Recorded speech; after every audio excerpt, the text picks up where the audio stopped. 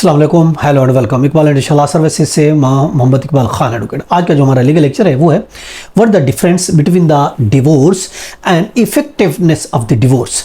Divorce और effectiveness of divorce यानी तलाक और मौसर तलाक में क्या फ़र्क है।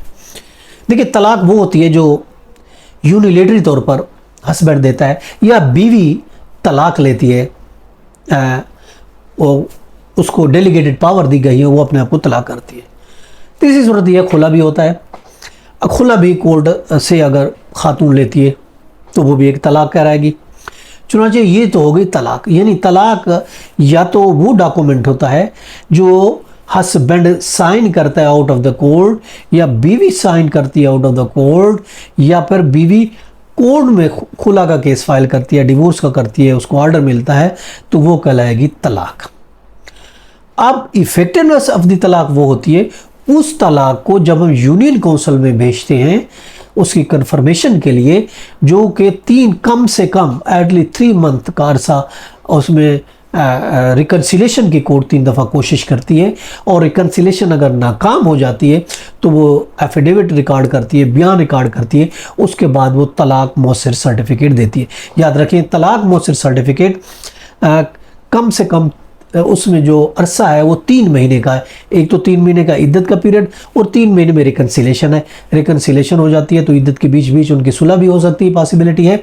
नहीं होती तो उस सूरत में फिर मुअस्सिर तलाक यानी फाइनल जो तलाक का डॉक्यूमेंट है, जिसको इफेक्टिवनेस ऑफ द डिवोर्स कहा जाता है, वो फिर इशू किया जाता है और वो यूनियन काउंसिल इशू करती है। अगर देखें दोनों पार्टियां राजी हैं तो तलाक मुबारक होती है। जब तलाक का डिवोर्स का डॉक्यूमेंट बनता है, तलाक मुबारक का, म्यूचुअल डिवोर्स का, तो दोनों पार्टियां साइन करते हैं तो ये एक तलाक कहलाएगी, ये तलाक का डॉक्यूमेंट कहलाता है। अब उसको हम यूनियन काउंसिल में भेजते हैं तो वहाँ से जो हमें मुअस्सिर सर्टिफिकेट मिलता है उसको कहा जाता है, फाइनल होता है तलाक का, उसको कहा जाता है मुअस्सिर सर्टिफिकेट या डिवोर्स इफेक्टिवनेस सर्टिफिकेट, DRC जिसको कहा जाता है। और उसके लिए देखिए लाजमी कम से कम 3 महीने का अरसा जो है वो बीच में गुजरना, जिसमें रिकन्सिलेशन और इद्दत का पीरियड शामिल होता है, वो गुजरना ज़रूरी है। इससे पहले अगर डिवोर्स को सर्टिफिकेट इशू होती है तो वो गैर कानूनी और इलीगल होगी, क्योंकि उसमें इद्दत का पीरियड के अंदर इशू नहीं हो सकती।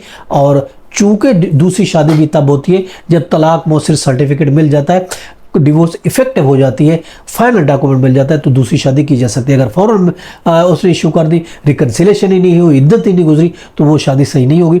इसलिए ये पीरियड रखा गया है। एक तो पीरियड इद्दत गुजारने के लिए और दूसरा सुलह सफाई के लिए, रिकन्सिलेशन के लिए। अगर पार्टी ने डिवोर्स तो दे दी या ले ली, मगर बाद में एहसास होता है नहीं हमें नहीं लेने चाहिए, हम सुलह करना चाहते हैं, तो ये एक चांस, मौका वो फराहम किया जाता है, ताकि अगर वो दोबारा से सुलह करना चाहे, दोबारा से मियाँ बीवी की ज़िंदगी को रिज्यूम करना चाहे तो वो कर सकते हैं। तो ये फ़र्क है डिवोर्स का और इफेक्टिवनेस ऑफ डिवोर्स का। ये था आज का लीगल लेक्चर। इसके साथ इजाज़त कर फिर मिलेंगे। Have a nice day. अल्लाह हाफ़िज़।